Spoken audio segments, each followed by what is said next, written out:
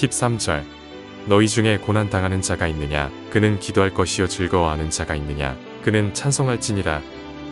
15절 믿음의 기도는 병든 자를 구원하리니 주께서 그를 일으키시리라. 혹시 죄를 범하였을지라도 사하심을 받으리라. 오늘 아침 우리가 야고보서 5장의 말씀을 한번 살펴봅니다. 야고보 사도는 이처럼 이 초대교회 당시에 많은 성도들에게 여러 가지 힘들고 어려운 상황 속에서 어떻게 믿음으로 살아갈 것인가, 삶의 이 행동, 삶에 적용하는 부분들을 계속 강조를 하고 있었습니다. 그래서 이제 4장에서도 보면 사람들이 그저 어떻게 하든지 부자 되려고 애를 쓰는 그런 사람들이 있었는데, 근데 이제 5장에 들어와서 들으라 부한자들아, 이 부한자들을 얘기를 합니다. 부자들, 너희에게 임할 고생으로 말미암아 울고 통곡하라.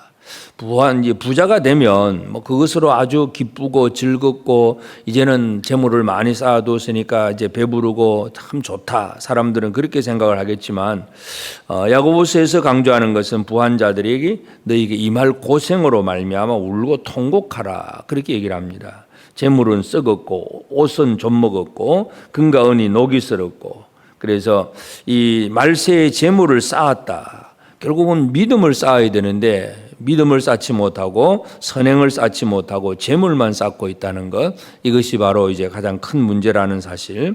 물론 이제 이것이 또 성도들에게는 또 여러 가지 세상에서 주는 어떤 환경이 되기도 하기 때문에 그럴 이 세상의 명예와 권력과 돈을 가진 자들로부터 오는 그런 어떤 반대와 박해, 이런 것들도 있을 수가 있습니다.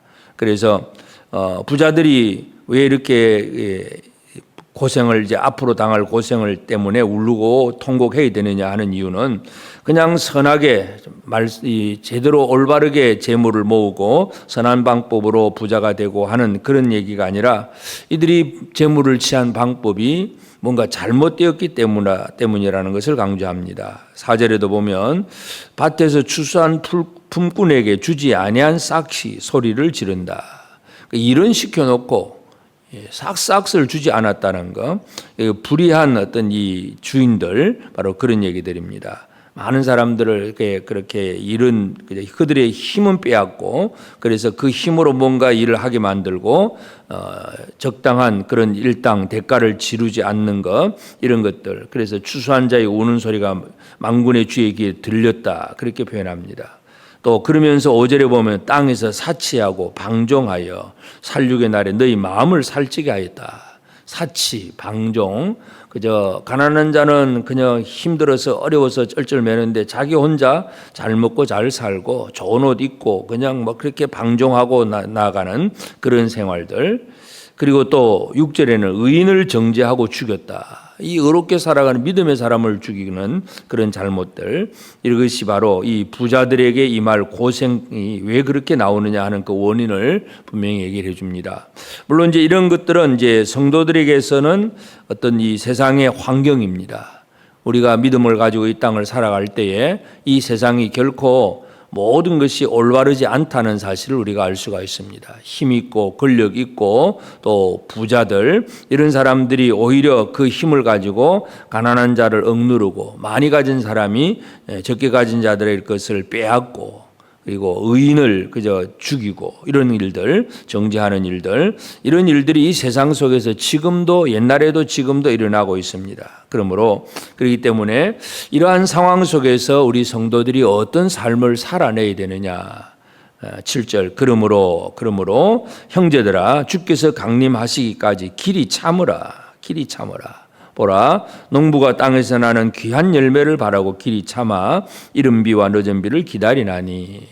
그래서 이 세상에 이와 같이 이상한 환경들이 있다고 할지라도 그것 때문에 두려워하거나 염려하고 낙심하고 포기하고 절망하는 그런 삶이 아니라 주님이 다시 오실 그날까지 이 종말 신앙을 가지고 길이 참으라. 얼마만큼 참느냐. 농부들이 땅에다가 씨를 심고는 그 모든 것들이 자라기까지 참고 열매 맺기까지 기다리는 것처럼 오늘 우리의 삶에 있어서도 이 세상이 주는 여러 가지 어려운 환경들이 있다고 할지라도 그 일로 인해서 늘 두려워하고 낙심하는 삶이 아니라 길이 참고 기다릴 수 있는 그런 삶을 살아야 된다는 것, 그것을 강조합니다. 그리고 그 다음에 이제 9절에서는 형제들아 서로 원망하지 말라 그리하여야 심판을 면하리라. 보라 심판주가 문 밖에서 계시니라. 형제들 사이에서는 서로 원망하지 않는 것. 우리는 뭔가 조그만 힘든 일이 있으면 남 탓을 합니다. 그러면서 그 사람 때문에 이렇다 하고 불평하고 원망합니다. 그래서 성도들 사이에서도 그렇고 또 형제들 사이에서 늘 뭔가 안 되면 이건 누구 탓이다, 누구 탓이다. 아무개 뭐 교육 목사 탓이다, 장로 탓이다, 권사 탓이다. 뭐 이 사람들은 늘 남을 얘기를 하고 원망을 합니다. 그러나 모든 것은 하나님께서 주관하십니다. 심판주가 문 밖에서 계시기 때문에 우리가 형제들을 향해서 그렇게 할 필요가 없다는 것을 분명히 강조하고, 그러면서 오히려 10절 형제들아 주의 이름으로 말한 선지자들을 고난과 오래 참음의 본으로 삼으라. 오히려 그 선지자들을 고난과 오래 참음으로 본으로 삼고 따라가는 그런 삶을 살아내야 된다는 것. 그러면서 11절 인내하는 자를 우리가 복되다 하나니 너희가 욥의 인내를 들었고, 욥이 그와 같이 모든 것 다 자녀를 다 한꺼번에 다 잃어버리고 또 재물을 다 잃어버리고, 그러나 그 가운데서 참아내고 기다리고 결국은 하나님께서 욥에게 모든 것을 회복시켜 주신 것을 우리가 이 구약 성경을 통해서 알고 있는 것처럼 그런 인내하는 자를 하나님께서 복되게 하신다는 사실, 이것을 강조합니다. 그렇기 때문에 어떤 힘들고 어려운 일이 있을 때 누군가를 향해서 불평하고 원망하지 말고 길이 참을 줄 아는 것, 이것이 우리에게 가장 중요한 일이라는 사실을 강조합니다. 그 다음에 이제 12절에서는 형제들아 무엇보다 맹세하지 말지니, 이제 맹세하지 말라는 얘기는 사람들이 함부로 뭔가 자기 생각을 가지고 아주 확정을 지어서 얘기를 합니다. 그러나 아무리 사람이 뭐 머리가 좋고 뭔가 된다고 해도 확정하면 그것 때문에 오히려 거짓말을 하게 되는 그런 결과가 됩니다. 그래서 맹세하지 말지니 하늘로나 땅으로나 아무 다른 것으로 맹세하지 말고 오직 너희가 그렇다고 생각하는 것은 그렇다 하고 아니라고 생각하는 것은 아니라 하여 정죄받음을 면하라. 맹세하는 사람들은 자기가 확정해서 그냥 큰 소리 치지만 얼마 안 가서 그것이 아니라는 것이 드러나게 됩니다. 할 수 없다는 것이 드러나기 때문에, 그러면 자기가 이전에 했던 맹세가 오히려 자기의 정죄를 당하게 됩니다. 그렇기 때문에 이 맹세하지 않는 것, 이것을 분명히 강조하고, 그 다음에 이제 고난 당하는 자가 있느냐 기도할 것이요 즐거워하는 자가 있느냐 찬송할 것이니라. 늘 어떤 상황 속에서든지 고난 당하면 기도하고 즐거우면 찬송하고 늘 하나님과 함께하는 그런 삶을 살아내는데, 그러면서 병든 자들이 있으면 교회 장로들을 청하고 그들은 주의 이름으로 기름을 바르고 그를 위하여 기도할지니라. 그래서 병든 자들 기도하야 되고, 그 다음에 그 기도하면서 특별히 믿음의 기도는 병든 자를 구원하리니 주께서 그를 일으키시리라. 혹시 죄를 범하였을지라도 사하심을 받으리라. 그래서 믿음의 기도, 그래서 이 기도의 삶을 강조하고 특별히 17절에 엘리야의 얘기를 합니다. 그래서 엘리야가 우리가 성정이 같은 사람이지만 그가 비가 오지 않기를 간절히 기도한 적 3년 6개월 동안 땅에 비가 오지 아니하고, 엘리야의 기도를 가만히 보면 이 엘리야의 기도는 나라와 민족이 이 왕이 하나님을 떠나고 바알을 섬기고 나라 전체가 하나님 앞에서 잘못되었을 때에 그 엘리야의 기도는 뭐냐 하면 이 땅에 하나님 비를 내리지 않게 하옵소서, 이 땅이 참 못 살게 하옵소서. 이것이 바로 엘리야의 기도입니다. 3년 6개월 동안 땅에 비가 오지 않도록 기도했고 하나님은 그 기도를 들으셨습니다. 그래서 엘리야 한 사람의 기도가 나라와 민족 전체에 영향을 미친다는 걸 알 수가 있습니다. 그래서 오늘 우리가 믿음의 기도를 하게 될 때에 그저 나 혼자 병든 자들이 낫는 이런 정도뿐만 아니라 온 나라 전체를 좌지우지할 수 있다는 사실, 이것을 우리가 기억할 수가 있습니다. 오늘도 우리가 이 새벽에 깨어 기도하는데 우리의 기도가 그냥 나 혼자 내 문제만 가지고 그냥 주여 도와주옵소서 이 정도만의 기도가 아니라 우리의 기도가 나라 전체를 움직일 수 있다는 것, 엘리야의 기도가 바로 그런 기도입니다. 그래서 하나님을 떠나버린 이 이스라엘을 바라보면서 하나님 이 땅에 비를 내리지 않게 하옵소서 하니까 비가 안 옵니다. 그 다음에 비를 주옵소서 하니까 또 비를 주십니다. 그와 같이 엘리야는 우리와 성정이 똑같은 사람입니다. 특별한 사람이 아닙니다.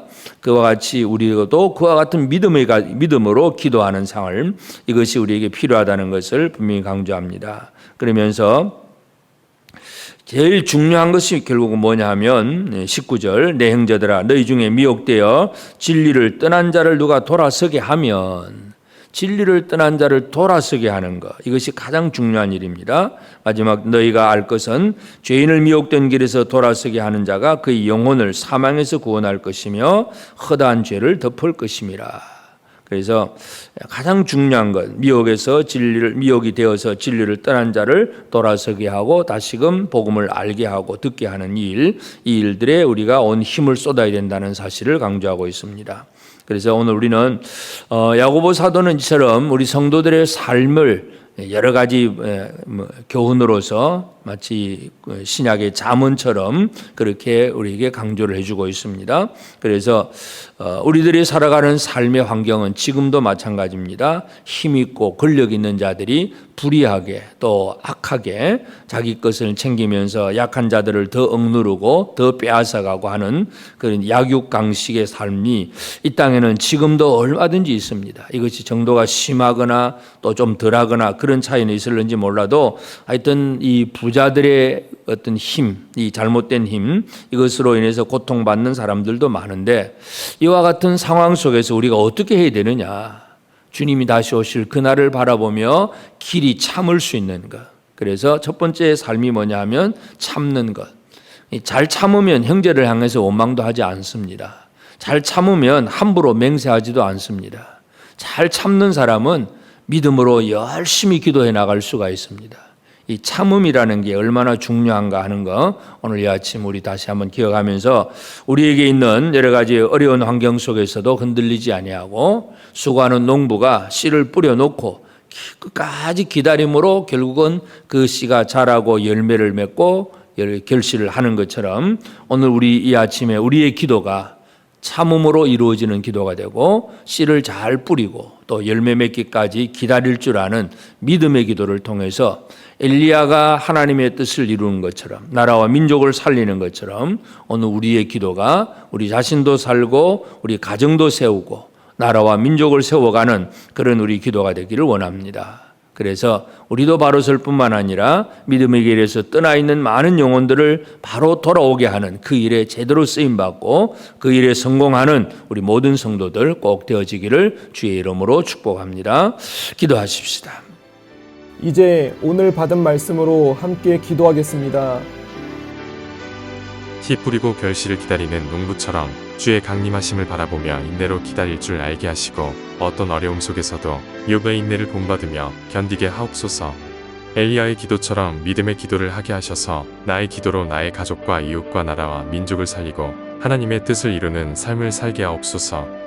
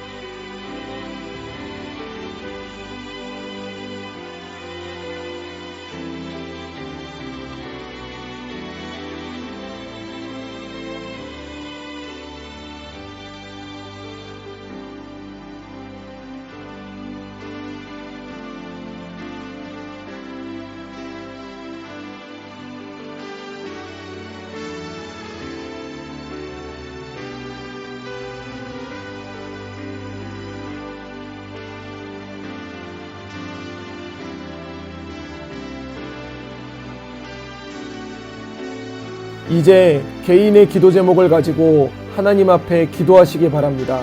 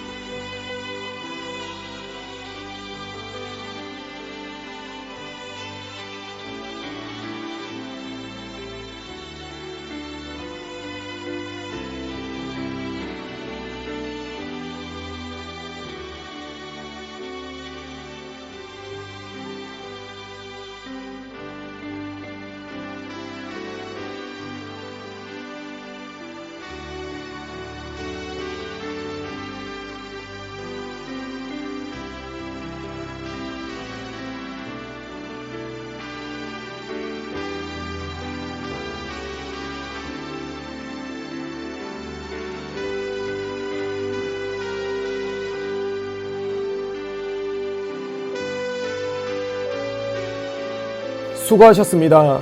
오늘도 하나님의 인도하심 가운데 승리의 하루를 보내시는 우리 재건부평교회 모든 성도님들이 되시기를 주님의 이름으로 축복합니다.